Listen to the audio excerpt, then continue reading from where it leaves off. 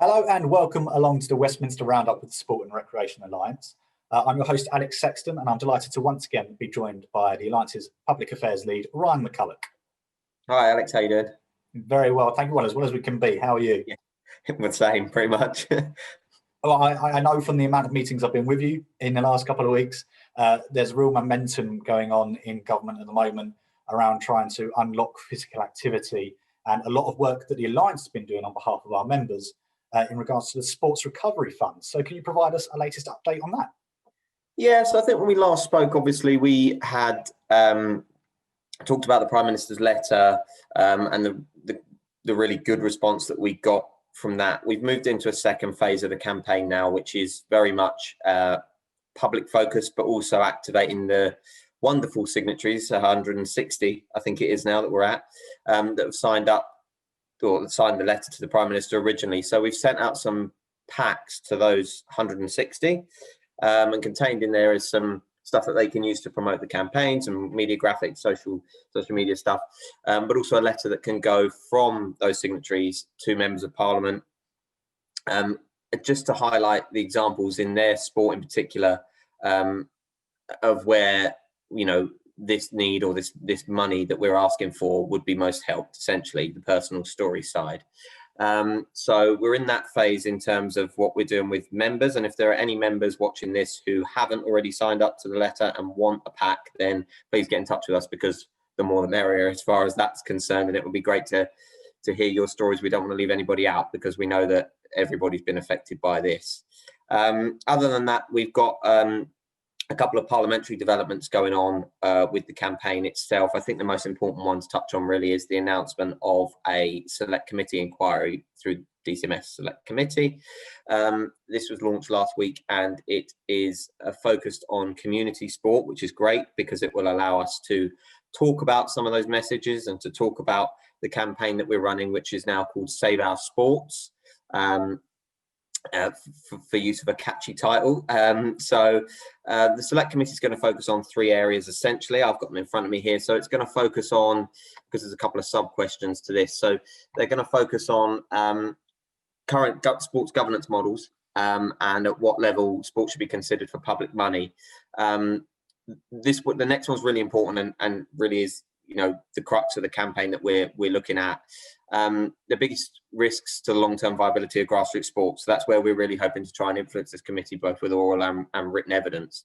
And the government, they want to know what the government can do to increase the resilience, essentially, of sports clubs and venues. So we're going to really push hard on that point. And the final point is about elite sport, and should it be, and I think this comes off the back of the Premier League kind of stuff that's happened in the last week or two, how much should the higher leagues put into grassroots sport? So that's one parliamentary update. Something else just to point out is that and I should say on that actually, the deadline for submissions, written submissions, is the 16th of November.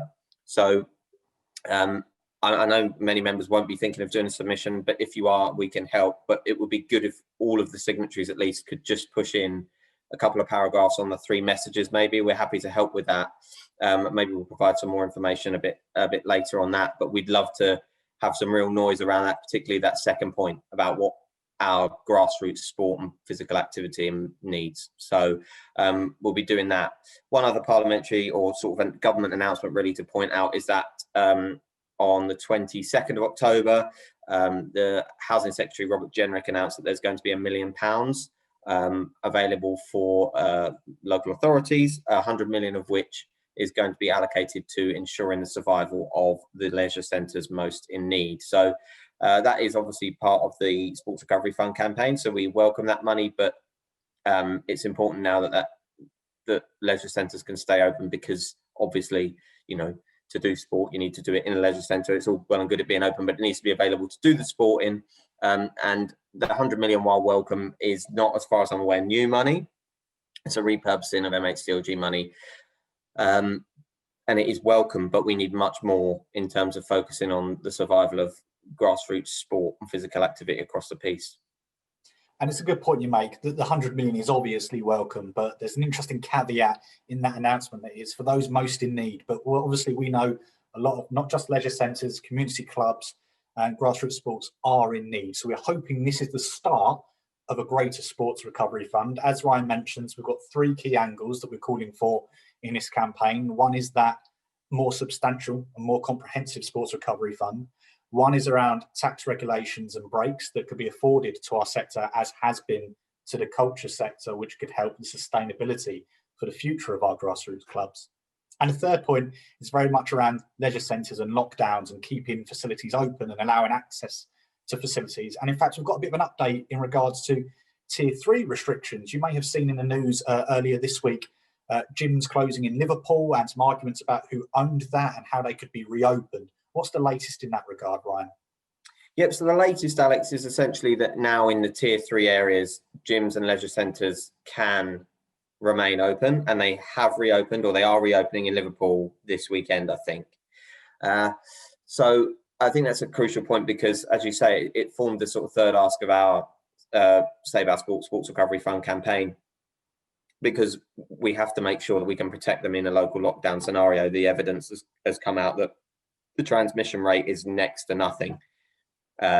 It's very low in gyms and leisure centres and sporting environments, and compared to other places like pubs, restaurants, etc. So it's vital to keep those open. And I'm glad to, as you said, there's a bit of a row brewing between particularly in Liverpool, between who was responsible for the decision to close gyms and leisure centres. I think the government made the point that with consultation they could be open, which made it look like it was the Liverpool leadership that made the decision, but they said they hadn't. The government had shut the gyms, so they've worked through that. And I think that the key to that is because Liverpool was the first area to go into lockdown. It was going to be into tier 3 lockdown, I should say. It was going to be the blueprint for the rest of the tier 3 areas, and we've seen quite a few places in the northwest, in particular, go into tier 3 now, and all of their gyms have stayed open as a result of this reversal of a decision in Liverpool. So we're hoping now that the key there is that in every tier 3 area that follows, and there will be more, gyms and leisure centres can stay open. So we're really pleased to see that. And great success for the campaign, and some excellent work behind the scenes from several members of the Alliance and our friends over at UK Active for really pushing that and making that public call. And we hope to see further developments in regards to the other asks moving forward, obviously. Funding is critical at the moment, and money is being discussed across the board in government. We were due to see a spending review this autumn and a budget this autumn. Both have been postponed now. What can we expect to see coming up instead, Ryan? Yeah, so you're right about the spending review. It is very much like last year, and it's going to be a one-year rolling spending review. So last year it was because of Brexit, this year it's because of coronavirus, which gives you an idea of the nature of the public policy landscape at the moment, generally in the last few years. But we say a one-year spending review, I think essentially it's going to be a rollover, but not in every area. So a rollover essentially means similar budgets to what you've had in the previous year, rather than setting of new budgets, as would have happened with a 3-year spending review for capital and revenue budgets for each department. There are a couple of exceptions there in education and in health matters pertaining essentially to coronavirus and the support of hospitals that might be needed as we get more people, unfortunately, going in with coronavirus symptoms. And some other infrastructure projects as well will be given one-off funding, things like HS2 and things like that. So what it essentially means is that from our point of view, the focus of what we're doing now will very much be on the Sports Recovery Fund and Save Our Sports campaign. And the reason for that is because a lot of what's in there, we had already, and what was in the Prime Minister's letter, we had put in our submission as an organisation. So a lot of the stuff around sport and physical activity being central to our national recovery from coronavirus was in there. The benefits that sport and physical activity bring was in there, and that was going to form the basis of a spending review campaign. But now that that's not going to happen or be necessary, I think the focus very much is going to be on the Sports Recovery Fund and trying to get those asks anyway, but through this campaign instead. And I believe it was announced that we're looking for the Chancellor to make that one-year rollover statement late November, I believe, what's being touted at the moment. Yes, I think it is, because that was originally going to be the date of probably the announcements and or the budget. It's usually first week of December, could be a week before in the end of November. So yeah, we'll be looking out for that about then. Certainly, we'll keep an eye on that and obviously release any information which will be useful to our members at that time. You mentioned the dangerous B word as part of that discussion as well, Ryan, and it would be remiss of us if we didn't catch up. There have been developments. What is the latest in Brexit?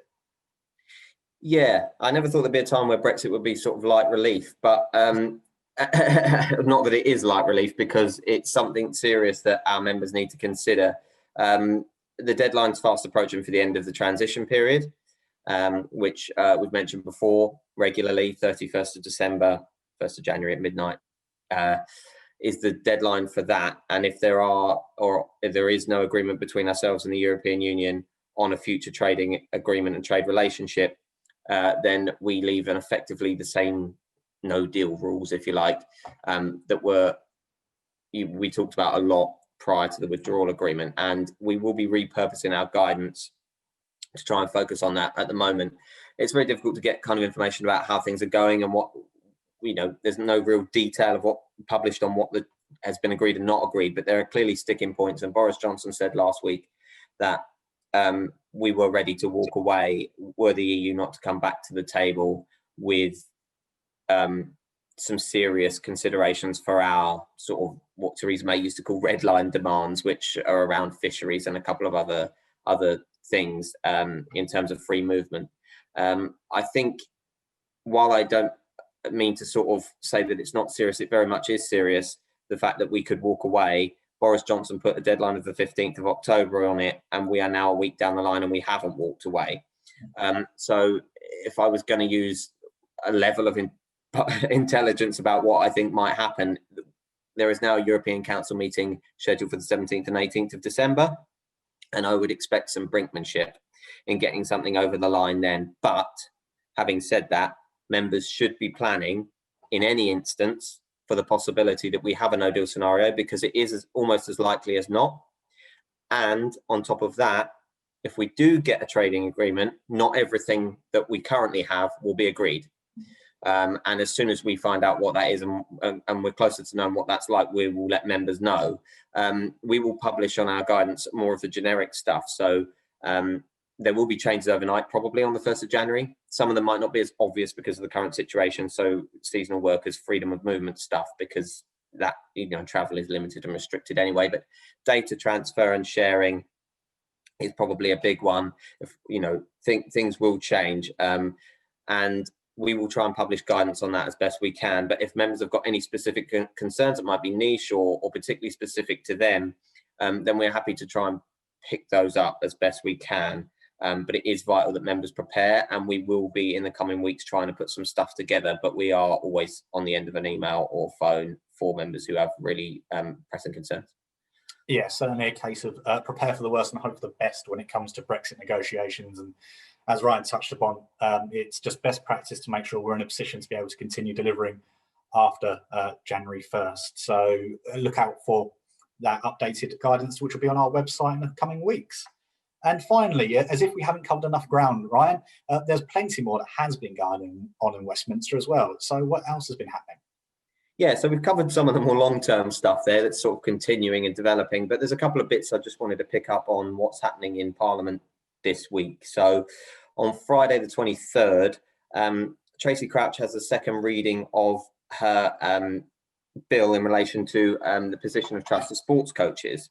So you might remember when it was first introduced, I talked on here about it briefly, but essentially what it does is it amends the 2003 Sexual Offences Act to include a sports coach in the position of trust, meaning that it would make it illegal for a coach who is 17 or 18 or anybody to have a relationship with a 16 or 17-year-old that they coach.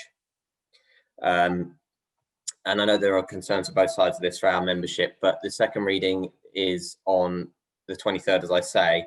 It's 15th in line, so there's a possibility that it won't get read, but they have the whole day to do it on Friday, so it's likely that Tracy will have the second reading of that bill, private members bill.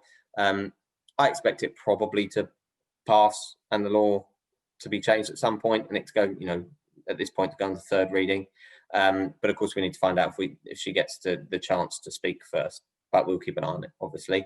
And one more thing, just to bring you from the House of Lords, there is a new committee in the House of Lords. So they used to be called ad hoc committees, and they've now changed to sort of special interest committees. So they have regular committees on things like the EU and other subject areas, but they've picked 2 out for this year. And we were lucky enough through Lord Moynihan's bid to get a committee to focus for the next year on a national plan for sport and recreation, is the title of the committee. It's being chaired by Lord Willis. A number of the members of the APPG are going to be members of that committee, people like Lord Addington, Baroness Sater, Lord Moynihan. They are all going to be members of that committee, and that is going to be taking evidence, having guests to come and talk, as we might, about the sporting landscape generally and whether we need a national plan for sport. So that was announced last week and is something we'll be keeping close eye on, because I think our members will be able to really feed well into that over the next year. Fantastic. And as soon as the opportunity becomes available, we'll make sure our members are aware of how they can feed into that new committee. Hopefully something we'll see a lot of progress on in the coming year, and great that we were one of 2 selected to push through with that in the House of Lords. So that is just about a whirlwind of everything that's going on in Parliament at the moment. It's changing daily, weekly. We'll be back very soon with another update. But for now, if you do have any questions in regards to Brexit, COVID, supporting the Save Our Sports campaign, you can get in touch with our policy team. How do you do that, Ryan?